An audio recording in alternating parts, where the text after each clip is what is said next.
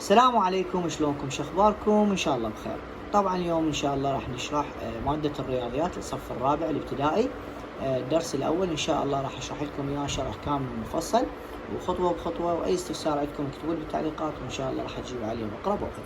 طبعا عندنا اول فقرة عندنا اكمل النمط واصف. منطينا جدول، هذا الجدول راح اكتب لكم اياه على السبورة بهذا الشكل. منطينا جدول ومنطينا به أرقام. خلينا ناخذ الحد هنا. منطينا 900,000. منطينا هنا فراغ، هذا عندنا اللون الأصفر معناته فراغ، يعني لازم نكتب هنا الرقم. هنا ايش منطينا؟ منطينا 700,000. وهنا أيضا منطينا فراغ. بهاي الحالة يريد عندنا فراغ هنا وفراغ، لازم هذين الفراغين نمليهم. بما انه منطينا 9 فراغ 7، معناته تناقص. فش نسوي احنا؟ نحسب النقاط. ايش كم نقطة؟ 1 2 3 4 5. ننزل 1 2 3 4 5. يا رقم اللي يجي بين 9 و7. تحسبون 1 2 3 4 5 6، وصلنا لل7 8 9، يعني يا رقم 8. اللي هنا خلصنا من اول واحد. نجي مثلا صار عندنا 9 8 7. قبل ال7 شنو؟ نحسب 1 2 3 4 5 6. هم ايضا نخلي رقم 6 ونحسب الصفارة 1 2 3 4 5. اللي هنا خلصنا اول شيء. شو يقول لك؟ يقول لك تتناقص الاعداد بمقدار فراغ في كل مرة. نجي اول ما نشوف هيك شو نسوي؟ نحسب الصفارة. ايش كم صفر؟ 1 2 3 4 5. ايش كم مرتبة؟ مرتبة واحدة، نخلي 1. ايش معناته؟ ايش قد صار؟ صار 100,000. تتناقص الأعداد بمقدار 100,000 في كل مرة. عندنا النقطة الثانية أيضا جدول بهذا الشكل. هنا منطينا بالعكس، منطينا هنا فراغ وهذا اللون الأصفر مثل ما تشوفون.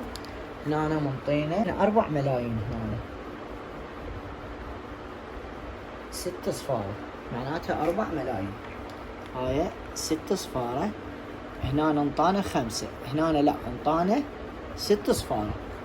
هنا ايضا فراغ مثل ما تلاحظون، ومنه منطينا 6 ملايين. هاي 3 صفارة ب3 صفارة.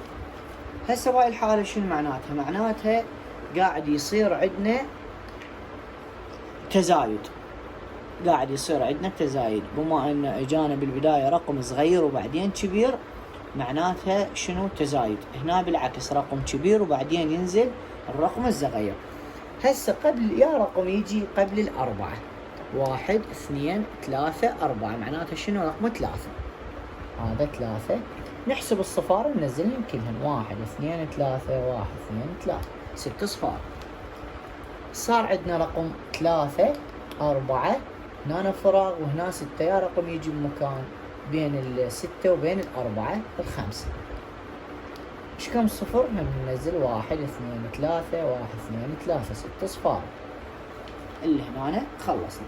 يقول لك هنا تتزايد الاعداد بمقدار فراغ في كل مرة. ايش نسوي؟ قلنا نحسب الصفار ننزلهم كلهم. 1 2 3 1 2 3، 6 صفارة. ايش قد العدد زاد؟ بمقدار 1 ننزل 1، معناتها مقدار صار مليون. التزايد بمقدار 1 مليون. هسه خلصنا من اول فقرة.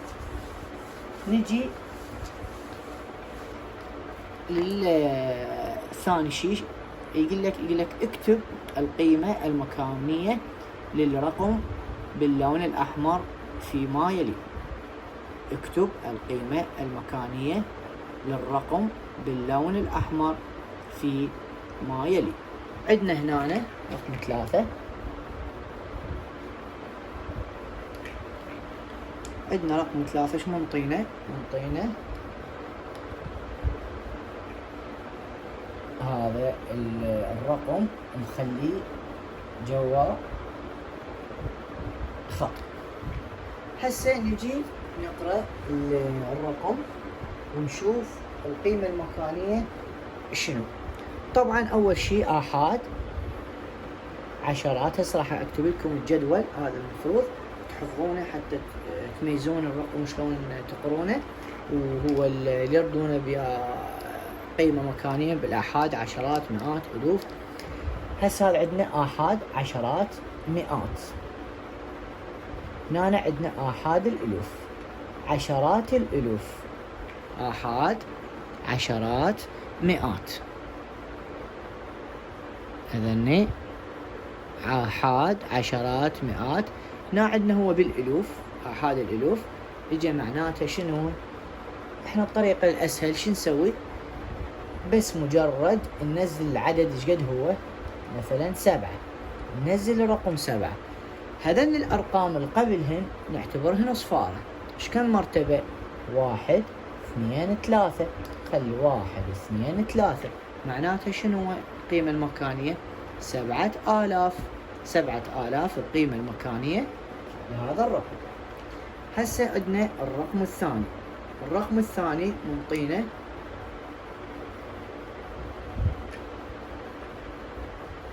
طريقة يعني جدا سهلة وما يراد لها أي صعوبة. لأي رقم يجيك يقول لك جد القيمة المكانية للرقم الذي تحته خط.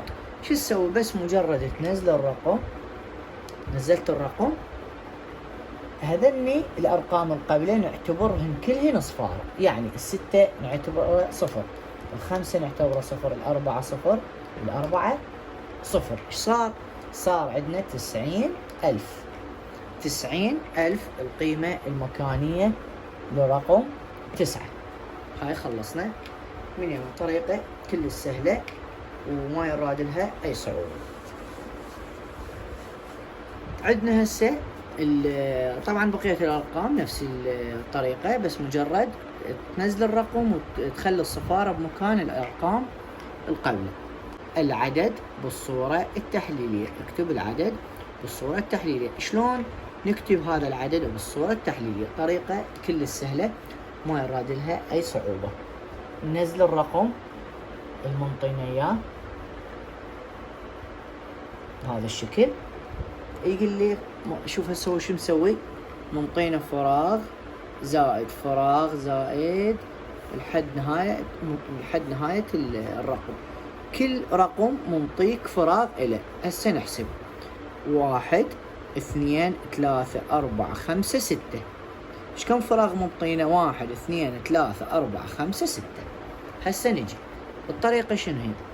الطريقة أول ما نجي للطريقة نحسب 1، 2، 3، 4، 5، 6 ومنطينا ايش قد؟ 6 فراغات. 2، 3، 4، 5، 6. هذني 6 فراغات. أول ما نجي ننزل أول رقم ايش قد؟ 8. خلصنا منه. الرقم الثاني ننزله هو نفسيته ونخلي ايش كم مرتبة قبله؟ نخلي 0. نجي للثالث نخلي ننزل الرقم نفسيته ايش كم مرتبة قبله؟ نخلي 0. نجي للرقم الثالث ننزل الرقم الثالث ايش كم مرتبة قبله؟ 3 صفار. نجي للرقم الوراء ننزل نفس المرتبة ايش كم صفر؟ 1، 2، 3، 4. ننزل 4 صفار. نجي للرقم الوراء الرقم 5 وننزل ايش كم صفر؟ 5 صفار.